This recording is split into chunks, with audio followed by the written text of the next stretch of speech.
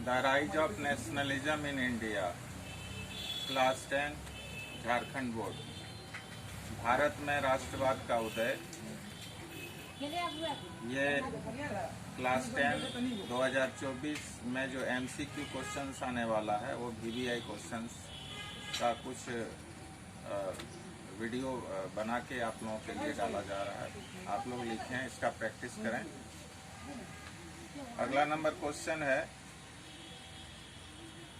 Broken bonds, मसाल, sword, rising sun symbols are called.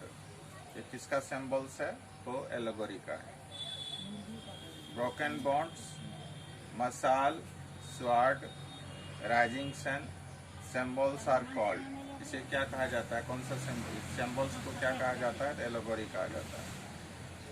अगला question है, हु वाज कैरल कोरपेंस्की।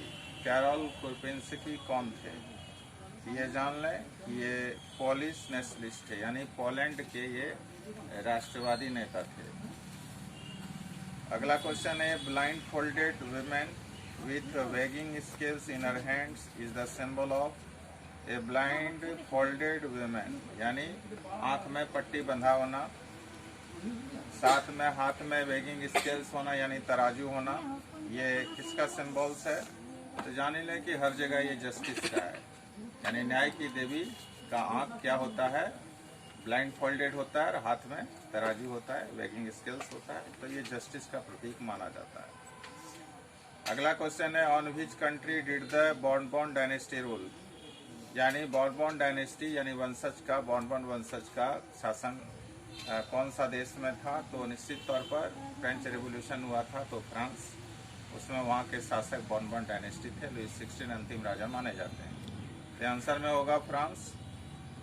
अगला क्वेश्चन है, who was Frederick Sorio. Frederick Sorio कौन थे? तो ये फ्रेंच आर्टिस्ट थे। ये पहला ही आपका चैप्टर में पहला ही लाइन में इनके बारे में लिखा गया है कि फ्रेडरिक सोरियो कौन थे? तो फ्रेंच आर्टिस्ट थे। अगला क्वेश्चन होगा कि the collective identity of a nation is called as. Collective यानी सामूहिक पहचान का भाव जो कोई राष्ट्र का है उसे क्या बोलते हैं? तो नेशनलिज्म उसी को बोलते हैं, राष्ट्रवाद उसी को कहा जाता है। मरियानी जो है was the symbol of which country. तो मरियानी यानी फ्रांस। एलेगोरी में इनको दिखाया गया है, यानी राष्ट्र की देवी माना गया है। हर एक राष्ट्र के का देवी फीमेल में ही है, फीमेल एलेगोरी में है। तो मरियानी किस राष्ट्र की है? तो फ्रांस की।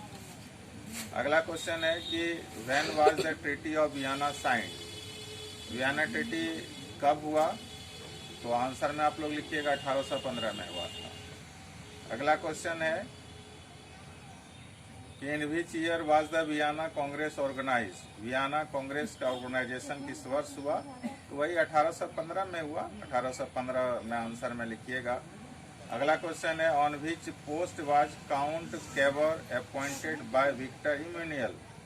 ऑन विच पोस्ट वाज, किस पोस्ट में काउंट केवर को अपॉइंटमेंट दिया गया था? किसके द्वारा? तो विक्टर इमैनुअल के द्वारा।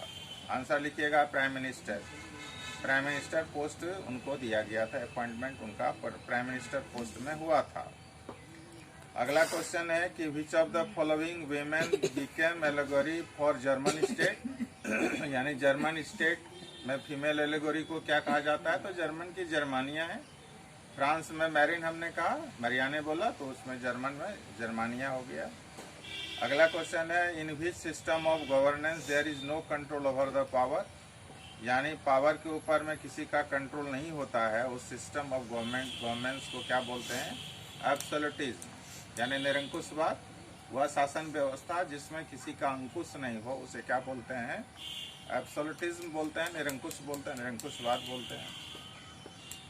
अगला क्वेश्चन है, the ideology which is based on social, economic and political equality of the genders is called. तो फेमिनिज्म। नारी अपने अधिकार के लिए, महिला अपने अधिकार के लिए जो आंदोलन चलाई हैं उनको फेमिनिस्ट कहा जाता है। अगला क्वेश्चन है कि who was declared as first ruler of unified Italy. यानी इटली का यूनिफिकेशन हुआ तो उसमें सबसे पहले रूलर यानी शासक कौन बने? तो आंसर में ये जान लीजिए कि विक्टर इमैनुअल सेकंड बने। आज इतना ही, ठीक, ओके।